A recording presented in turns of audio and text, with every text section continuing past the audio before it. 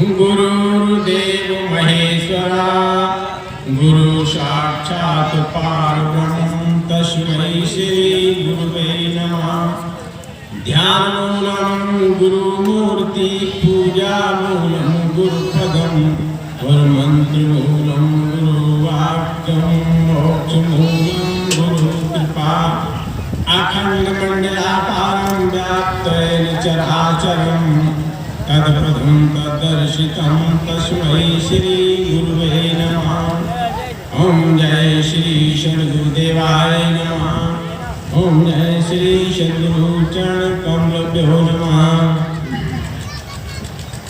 बोल सदैव भगवान की जय। बोल गंगा महाराज की जय। बोले नगरी निवासी भगवान की जय। बोल जोड़ी सरकार की जय। बोल परमेश्वर महाराज की जय।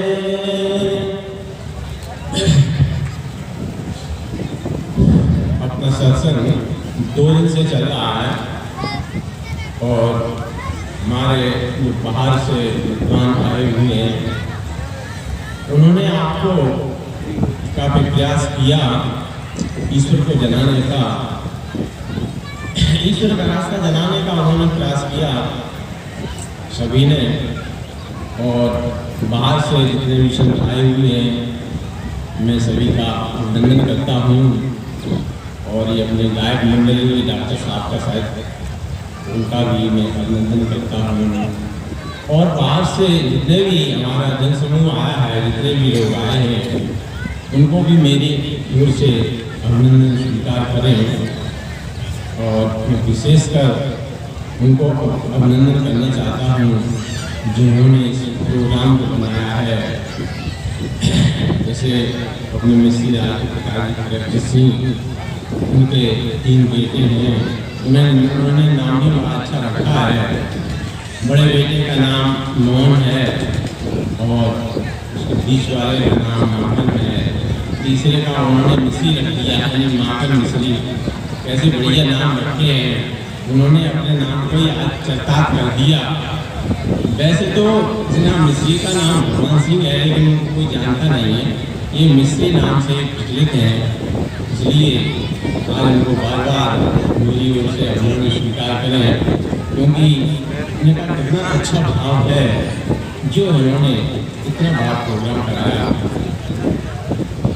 और इसके साथ जो है ना हमारे जो विद्वान कल से ईश्वर की चर्चा कर रहे हैं, वास्तव में वास्तविक बात ये है कि बगैर ईश्वर को जाने अपना ये जीवन अधूरा है।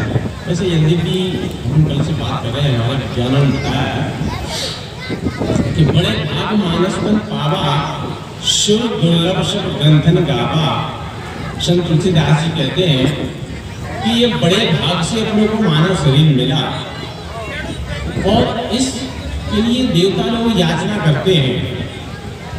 कबीर साहब ने एक दोहा लिखा है कि एक तन बिस्की बेल ली गुरु अमृत की खान।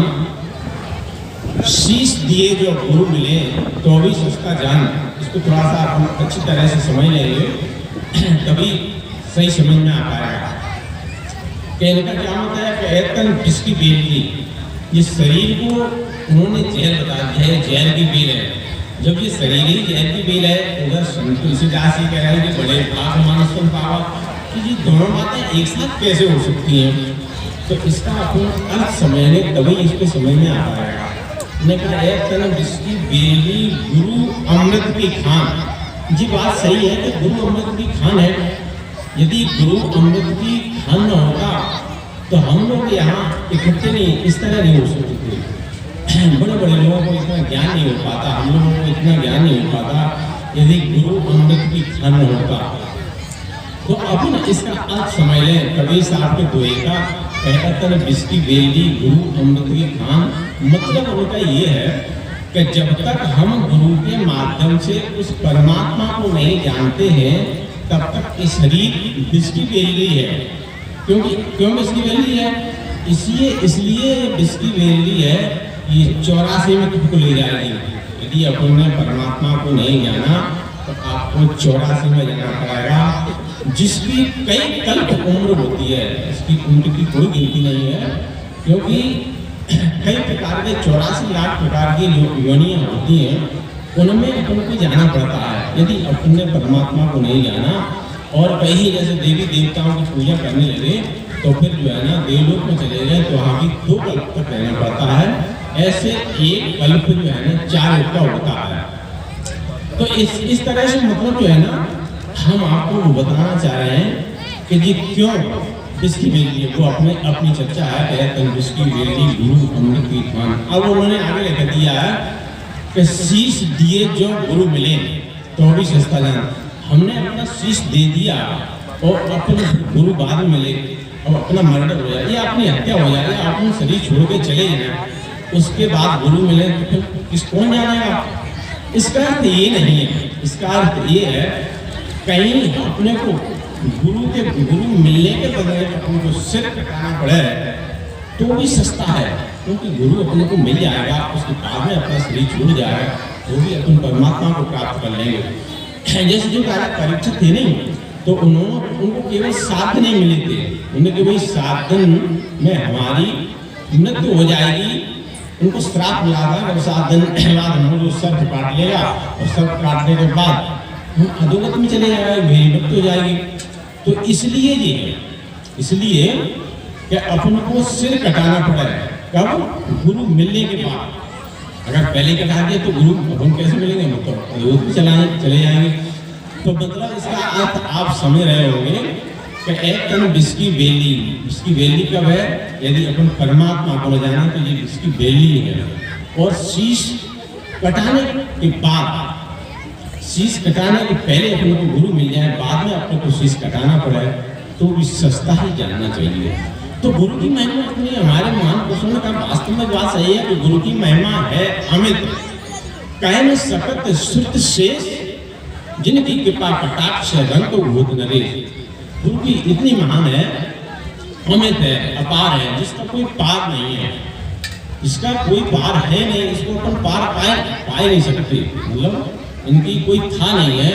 इतनी महिमा है गुरु की, क्योंकि इतनी महिमा नहीं होती तो अपन इस संसार में भटकते होते, अपन आध्यात्म को न जान पाते। अब यहाँ एक प्रश्न ये भी आता है कि आध्यात्मिक अपन किसे कहते हैं। अपना सबसे बड़ा प्रश्न यही है कि अपन हमारे मान द्वारा आप लोग थोड़ा सा भ्रमित हुए होंगे, किसी ने कुछ बताया, किसी ने कुछ बताया।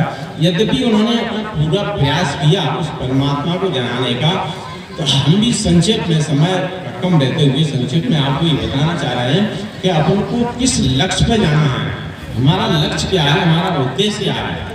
तो ये अब आध्यात्म का अर्थ आपको बताना चाह रहे हैं। आध्यात्म का अर्थ होता है जैसे व्यक्त, अपन व्यक्त यानी अपन मुंह से बोल रहे हैं, व्यक्त से परे अव्यक्त, अव्यक्त इसको व्यक्त हम बोल रहे हैं, अव्यक्त नहीं बोल रहे हैं। व्यक्त से परे अव्यक्त, अव्यक्त से भी परे वह सनातन ब्रह्म, उसे हम आध्यात्म कहते हैं।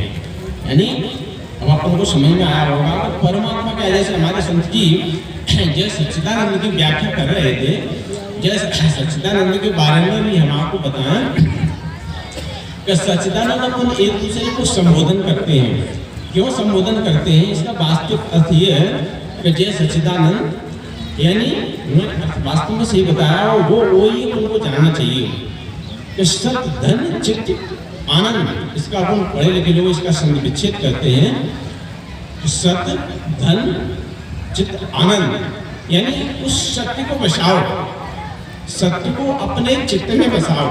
सत्य धन चित्त मतलब सत्य को अपने चित्त में बसाओ और फिर आनंद प्राप्त करो। जब हम उस सत्य को अपने चित्त में बसाएंगे तभी अपन आनंद प्राप्त करेंगे। अब सत्य क्या है? देखो सत्य जो है ना, हमने कल पूरा नहीं बता पाया था क्योंकि समय को मैं बताएंगे। सत्य को केवल संगति कहते हैं कि माँ कहो में अनुभव अपना, सत हरि भजन जगत सपना। संगत जी ने बताया पार्वती को कि हे पार्वती, केवल ईश्वर का ही भजन सत्य है, बाकी का सब ये स्वप्न है। तो सत्य को हम बताना चाह रहे हैं, सत्य केवल चार मुक्तियों के अलावा दूसरा रास्ता अपना है ही नहीं। चार मुक्तियों के अलावा दूसरा रास्ता से सत्य अपने को मिल ही नहीं सकता। सत्य एक परमात्मा है, सत्य एक शाश्वत है, सत्य एक स्थायी है। वही सत्य स्थायी, सत्य अस्थायी नहीं होता, सत्य एक स्थायी है, सत्य ही परमानेंट है।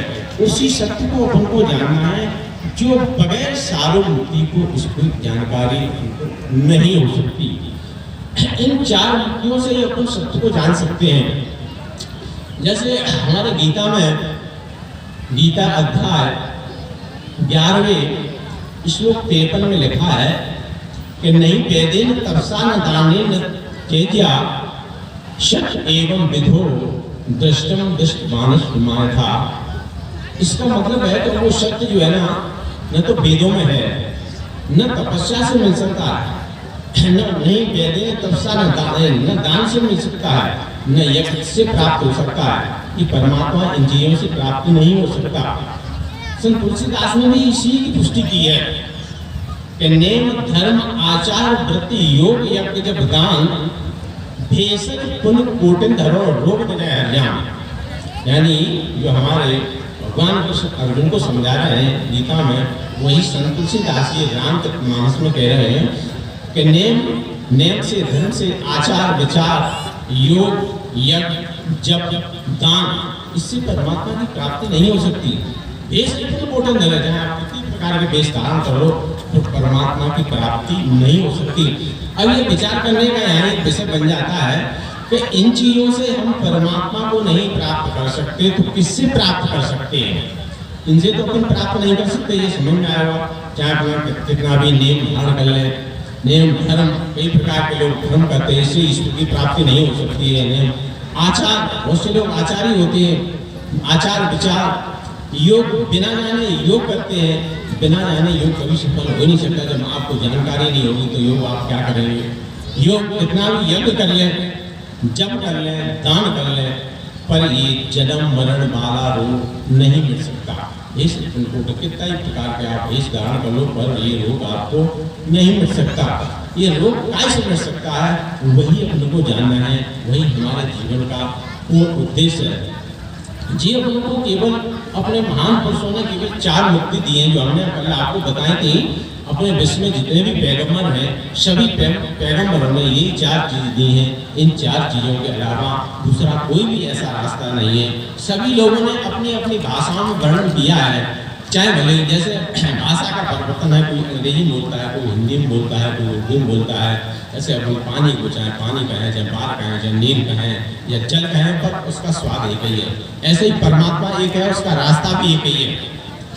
एक परमात्मा, एक ही रास्ता, वही रास्ता आपको जानना है, तभी अपने अपने जीवन का उद्देश्य पूरा हो सकता है। अन्यथा अपना इस जीवन का उद्देश्य पूरा नहीं होगा। जैसे वो चार मुक्ति हैं, चार मुक्ति अपन ने कल नहीं बता पाई थी, उसका विस्तृत विवरण थोड़ा सा करते हैं अपन। जैसे सबसे पहले चार मुक्ति हैं शायोज, सामीप्य, सारूप, स्वालोक। ये चार प्रकार की मुक्ति हैं। इन चार मुक्तियों से ही अपन परमात्मा को जान सकते हैं। जैसे शायोग मुक्ति का मतलब होता है, शायोग मुक्ति का मतलब ये होता है, शायोग मुक्ति के मतलब अपने गुरुजन जो है ना, वो अमृतपान कराते हैं। इस अमृतपान से कभी अपनी अकाल मौत नहीं हो सकती। यदि अपन ने इस शायोग मुक्ति को सिद्ध कर लिया, जैसे रामायण में लिखा है कि जो सायोज मुक्त नर पावे सो गंगाजल आन चढ़ावे। जिस साय मुक्ति को जो प्राप्त कर लेते हैं वही असली गंगा है, क्योंकि जो प्रैक्टिकल का विषय है, ये थ्योरी का विषय नहीं है। थ्योरी का यदि विषय होता तो हम स्माइल पर बता सकते थे, लेकिन ये प्रैक्टिकल का विषय है, इसलिए प्रैक्टिकल के विषय को जाना जाता है। इस साय मुक्ति को रावण ने सिद्ध कर लिया था, राम ने भी सिद्ध किया था, रावण ने भी सिद्ध किया था। तो रावण तभी तो इस शाही मुक्ति के ही बल पर बोल रहा था कि हमें कोई नहीं मार सकता, चूंकि वो अधर्म के रास्ते पर चल पड़ा था, इसलिए उसको मरना पड़ा। नहीं तो वो भी नहीं मर पाता, राम भी नहीं मार पाता। जब विभीषण ने उनको असली भेद बताया तब राम जी मार पाए थे। तुलसीदास जी कहते हैं कि नावी कुंड सुधा बस जाके नाथ जियत रावण अवस्था के, जो है ना विभीषण ने कहा था इसके नावी में अमृत कुंड है, इसलिए निरंतर अमृत आ रहा है। जे केवल रावण की नाभि नहीं थी, अपन सभी की नाभि है, अपन भी उस अमृत को ले सकते हैं, बशर्ते उसका विधान अपने को जानना होगा। विधान अपन जान लेंगे तो अपन भी उस अमृत को प्राप्त कर सकते हैं। उसी भीष्म पितामह ने भी इसको सिद्ध कर लिया था। इस शारीरिक मुक्ति को भीष्म पितामह ने इसको सिद्ध कर लिया था। तभी तो वो कह रहे थे कि हम अपना अभी शरीर नहीं छोड़ेंगे।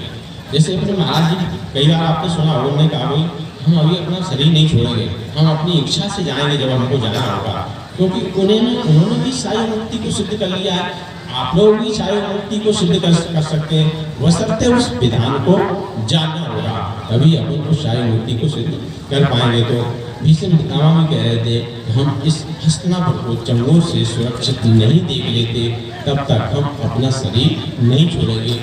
तो ये शारीरिक मुक्ति है, ये अपने को जानना है। और दूसरी है शामी मुक्ति।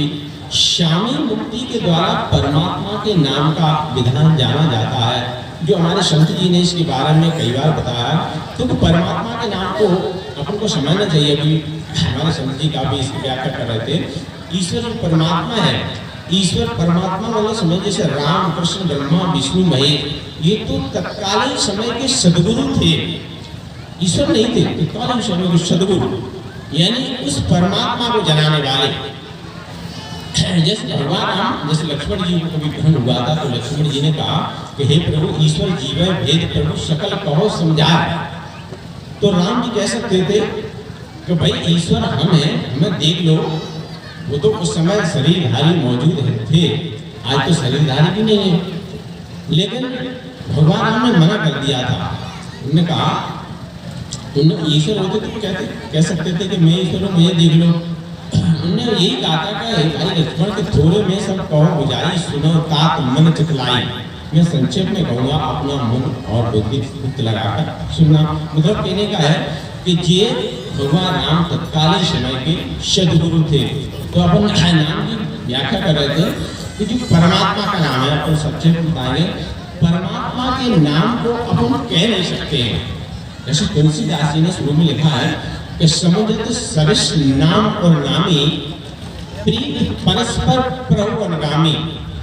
ये नाम बड़ा सरस और बड़ा सुंदर है, बड़ा सुहावना है। समुद्र सरिस नाम और नामी, नाम और नामी ये दोनों को समझना पड़ेगा। इन दोनों में एक दूसरे की प्रीत इतनी है कि एक दूसरे के बगैर जगह नहीं रह सकते। समुद्र सरिस नाम और नामी प्रीत परस्पर प्रभु अनुगामी। नाम रूप दो ईश उपाधि अकथ अनाद सुशामी शादी। ये नाम की दो उपाधियां हैं, एक नाम रूपी स्वरूप का, एक रूप रूपी स्वरूप का है। जो नाम रूपी ईश्वर है वो अकथ है। अकथ मतलब होता है, अपन लगभग सभी लोग पढ़े लिखे हैं, 80% लोग पढ़े लिखे हैं। अकथ का अपन इसका संग विच्छेद करें, अकथ का इसको कह नहीं सकते। यानी परमात्मा के नाम को कहा नहीं जा सकता। जब परमात्मा के नाम को हम कह ही नहीं सकते तो लेंगे क्या? परमात्मा का नाम को कहने में थोड़ी है, ये तो अकथ है, वो अनादि है, कोई आज का भी नहीं है। जैसे अनादि है, आदिकाल से चला रहा है, अभी का थोड़ी है। जैसे तुलसीदास ने कहा कि चहु जो चहु सबके नाम प्रभाव कल विशेष नहीं आने पाओ। ये परमात्मा का नाम कल के आज से चल रहा है। चहु जो माने चारों युगों में वो नाम था। नहीं, परमात्मा का नाम जैसे राम होता तो वही राम का नाम तो राम कहते, या द्वापर में कृष्ण कहते। शंकर जी शत्रु में थे तो कई नाम आते, तो उन्होंने कहा नहीं एक ही नाम है जो कल्प के आज से चला आ रहा है। चौथ नाम प्रभाव, चारों युगों के पहले भी था, चारों युगों में था वो एक ही नाम, और कल विशेष नहीं आने पाओ। कलयुग में उस नाम के अलावा दूसरा कोई सहारा नहीं है। तुलसीदास ने कलयुग के बारे में कहा है, कह रहे कि कलयुग शमयुग आन नहीं जो न कर विश्वास। मतलब कलयुग को कितना अच्छा बताया कि कलयुग शमयुग आन नहीं जो न कर विश्वास, और गाय राम गुण पद विमल भव भिन्न तरह प्रयास। कलयुग में इतनी सरलता दी है, कलयुग पर एक पुनीत प्रतापा मानस पुण्य हो नहीं पापा। कलयुग में एक छूट बहुत दे दी है तुलसीदास ने, अपन को ये भी समझना चाहिए। छूट दे दी है मतलब केवल कलयुग के लिए है। सतयुग त्रेता द्वापर के लिए नहीं है, ऐसा संत तुलसीदास जी का मत है कि मानस पुण्य हो नहीं पापा, मानस उन्नत हो जाते लेकिन पाप आपको नहीं लगेगा, ऐसा संत तुलसीदास जी कह रहे हैं। तो अपन को उस नाम के बारे में समझ लेना चाहिए। तो परमात्मा का जो नाम है, परमात्मा का नाम अकथ है, जो कहने में नहीं आता। यही तो महान पुरुषों में इसी नाम के सारे कई लोगों को तारा है। जैसे भगवान राम ने कहा तो सबरी दीद सुसेवकन सुगत दीन रगना नाम उधारी अमित बल वेद विदित गुणका। बड़े बड़े दुष्टों का इस नाम के सारे उन्होंने दान कर दिया। तो ये समझने का बस है, इस परमात्मा के नाम को अपन को समझना चाहिए। ये परमात्मा का नाम अकथ है, इसको मन से कहा नहीं जा सकता, इसको मन वाणी से परे है। जैसे हमारे संत तुलसीदास जी व्याख्या कर रहे थे, अपने अंदर 4 वाणियां होती हैं, व्यक्ति, बसंती, मध्यमा और परा। उन्होंने व्याख्या कर दी कि व्यक्ति वाणी जैसे बोल रहे हैं, इससे परमात्मा का नाम का स्मरण नहीं होता, नहीं दे सकते। मध्यमा जैसे आप लोग बैठे हुए, आपके अंदर कुछ ना कुछ विचार बनते हैं, इसको मध्यमा कहते हैं, इससे भी परमात्मा का नाम स्मरण नहीं होता। व्यक्ति पश्चिम मध्यमा श्वास को बोलते हैं, पश्चिमी से विचार बनते हैं। तो मध्यमा श्वास के अंदर एक परावाणी होती है, उस परावाणी से परमात्मा के नाम का स्मरण किया जाता है। वो परावाणी अपन को समझना होगी। वो परावाणी